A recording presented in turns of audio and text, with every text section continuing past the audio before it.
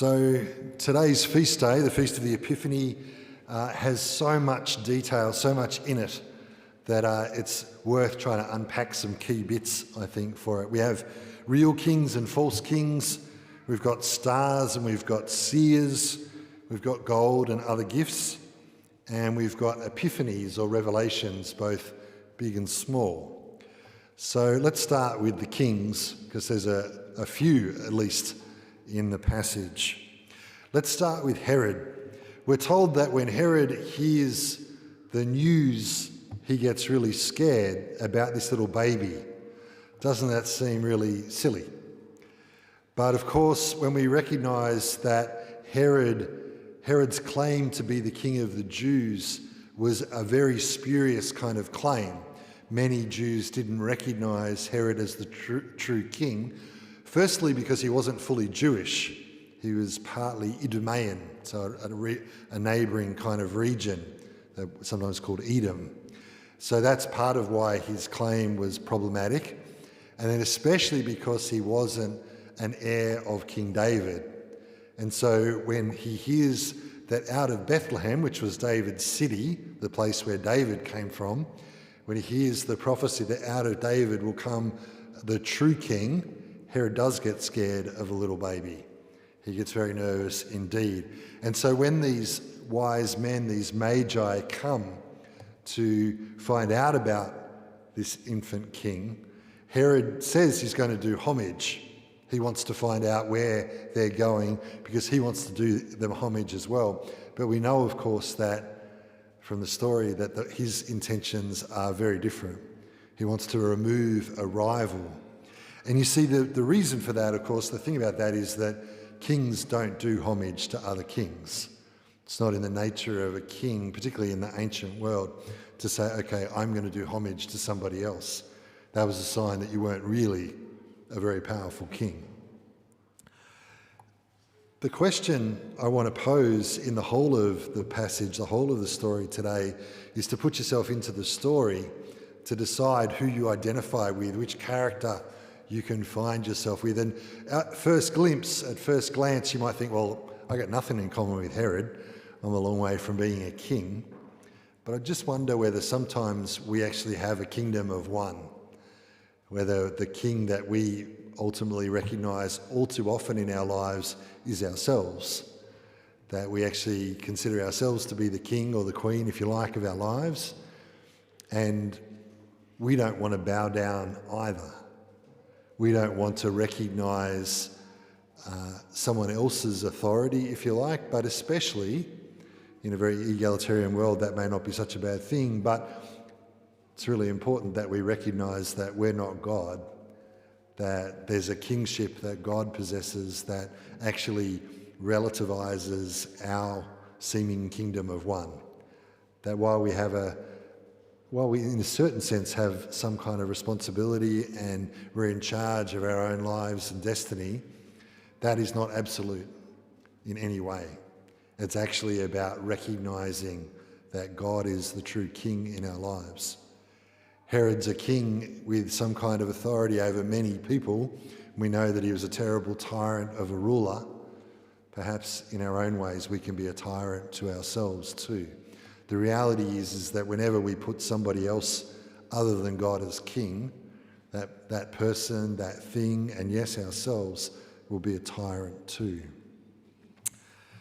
So that's Herod. We come now to the Magi, and we don't actually, there's a few bits that the tradition has kind of built up. One is that we think that there were three. You can see in the nativity scene in front of the altar that there are three kings. So, but it doesn't actually specify how many. The fact that we have three comes from the fact that there were three gifts that were given. And there's nothing actually in the passage that says they're kings either. The word Magi is the plural of magus. And what that means was, it's actually a word from Persia. And it described a priest, and particularly a prophet, or maybe we'd almost think of like an astrologer. Within the religion of the Persian people. And so these three aren't necessarily kings. Where we get that idea from, in part, it's from the Old Testament. because we have these prophecies that when the true king, the Messiah of Israel, comes, the peoples of the earth, starting with the Queen of Sheba, but then other nations would come bringing gold and other precious spices. So that's where the idea comes that these guys are kings. But in fact, it's more apt to see them, I think, as really people who are searching and seeking the divine. And they were leaders, if you like, within their own religion. Their journey takes them a great distance. Persia's modern-day Iran. It takes them a fair way to come to Bethlehem. And of course, they come by way of this star. I don't know if you heard or noticed the news reports in the last couple of weeks saying that the Bethlehem star was going to appear in the skies over this Christmas. I think it was the 21st of December, the Monday night before Christmas, when incidentally we had our carol service. It's the conjunction of Jupiter and Saturn, and that when those two, they align so closely that it looks like one single star rather than the two planets, and it's really quite bright. And that happens fairly regularly, but this is the first time in about 800 years that it's been as close as it was now. And so when people have talked about this star and tried to wonder what the star in the story was, one of the suggestions has been, along with things like a comet, Halley's Comet, amongst others, that perhaps it was this phenomenon, the conjunction of Jupiter and Saturn. The problem with that, I think, is that the star seems to stop and start. The star it moves through the sky, which to the naked eye stars do, of course, but then it stops and starts. And that's not really what a star does. There's something divine going on here. There's something different happening, something greater than just something that could be explained by a scientific phenomenon. The Magi bring gifts, and the gifts that they bring, of course, are gifts for a king. Gold, gold's still a precious metal, of course, but I dare say that many of you have some item of gold jewellery, perhaps, in your possession. It wasn't the case in the ancient world. Gold was fit for a king, it was a gift for a king. Frankincense, we still use incense today, don't we? As a sign, and incense is used as a sign of prayer or sacrifice or offering to God. And then strangely, the third gift seems a bit incongruous, a little bit strange compared to those two gifts. The gift of myrrh was like a perfume or an ointment, and you used that in the ancient world for a body, for a dead body. It was a way of masking the smell of a decaying body. So you can see how it seems like a strange gift compared to the gold and the frankincense. When people have reflected the significance of these three gifts that the Magi bring, they have tended to say, well, the gold recognises the kingship of this baby, that Jesus is the true king and he deserves this gift, therefore, of gold. It's what the people understood as a way of honouring the king. The frankincense, the tradition has recognising that this little baby is mysteriously also God, the incense as a sign of incense.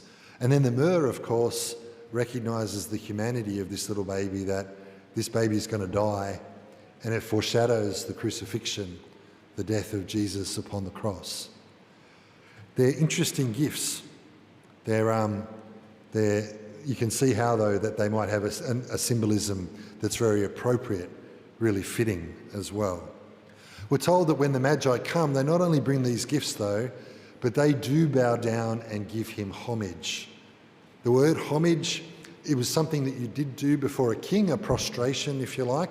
But in Matthew's Gospel, where this passage is from, it's always used in reference to the divine. The people bow down before Jesus and do him homage. So I've suggested that we could be like Herod, a false king with a kingship of one ourselves. What we actually want to be like is these Magi who aren't kings, but who are prepared to follow a star in order to find the King of Kings and the Lord of Lords, Jesus, and they want to bow down before him. They see in this little child the King of Kings. Interestingly, of course, too, this happens in Bethlehem. The word Bethlehem literally means the house of bread. And so just like the Magi, they couldn't have, think about the image, if you like, try and get past the nice nativity scene and think about this little baby, possibly in a cave underneath a simple house. There's not much about him that looks like a king. There's even less about him that looks like God. Recognise him as King of Kings, Lord of Lords, and they worship him. Bethlehem, the house of bread, seems appropriate because it reminds us, it might just give us a little hint to the Eucharist, where we're invited to see that what looks like bread is really the presence of Jesus. Think about how it was by an epiphany, by a revelation, that these Magi were able to recognise in this little baby, in these rough and raw and rude surroundings, the King of Kings, the Lord of Lords. We too are invited to a similar act of faith in response to a revelation that the bread and the wine are not just bread and wine, but this is, if you like, the true house of bread, where the divine is made present, where under what looks like bread and wine, Jesus is truly present to us. The Eucharist is not just a symbol. What we're required to do is make that act of faith similar to these Magi that see in the baby a king, God, that we would see in what looks like bread and what looks like wine, Jesus present with us and for us. So how do we have an epiphany? We don't seem to have stars that stop and start to guide us, do we? But lots of us would point to, I think, experiences that actually connect us to God, that bring us into contact with the divine in some way. I was just reading overnight an article where the musician Megan Washington was talking about how music gives her a sense of connection, and that she describes as something that for her will be analogous to an experience of the divine. We all have those sorts of experiences, and like the Magi, they can lead us, they can direct us to this little baby. And all of the scandalous nature of that the King of Kings, the Lord of Lords, God himself, comes as a little child. But our experiences where we feel connected, and we might describe it in all sorts of ways. People sometimes describe it as being connected to the universe, being in touch with the spiritual in their lives, moments of feeling deep connection. Whatever way we want to describe it or whatever way we experience it, those things, this story suggests, are there to lead us, like the star, to the person of Jesus, to this little baby who doesn't look like much, but is in fact the King. We're invited, therefore, if we want to really if we want those experiences to kind of reach their fulfillment, their culmination, we're invited to actually contemplate, to pray, recognising that the baby Jesus really is God. The final point that I want to draw your attention to in the passage that we've had today on this feast day of the Epiphany is that after the Magi have had this experience, that they go home by a different way. And that sounds like they're just going to avoid Herod. They're trying to make sure that they get warned in a dream not to go back to Herod, because they realise that Herod's got plans for the baby that aren't good. But there's another piece of symbolism that I think we can draw out of this, that when we have encountered the Christ child, the one who'll grow up to die on a cross out of love for us, when we encounter him, we're changed by it, and we go home. When we have a revelation, when we have an epiphany, when we experience God, we go back to home, our ordinary lives, but in a sense by a different way. I think there's some lovely symbolism here about the fact that our encounter with God changes us.